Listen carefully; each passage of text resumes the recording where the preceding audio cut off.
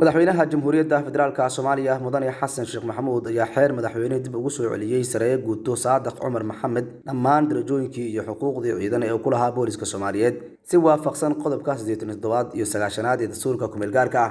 madaxweyne Xasan Sheekh Maxamuud oo ka duulaya sharciga dhismaha ciidanka booliska Soomaaliyeed ee lambar 2 oo soo baxay sanadkii 1973 ayaa tilmaamay muhiimadda ay leedahay in booliska Soomaaliyeed ay saldhig u noqdaan hannaanka dimuqraadiyadeed iyo ilaalinta sharciga dalka.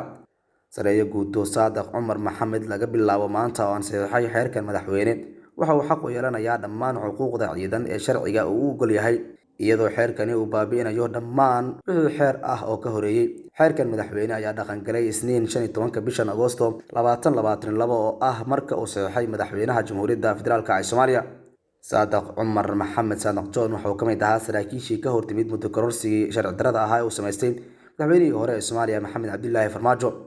markaasi wixii ka dambeeyay madaxweynihii hore ee Soomaaliya wuxuu dhammaan darajooyinkii ka xayuubiyay Saadax Cumar Maxamed Saadax John, balse maanta ayuu madaxweyne Xasan Sheekh Maxamuud dib ugu soo celiyay dhammaan wixii xuquuq ahaa sidoo kale darajooyinkii uu lahaa Saadax Cumar Maxamed Saadax John.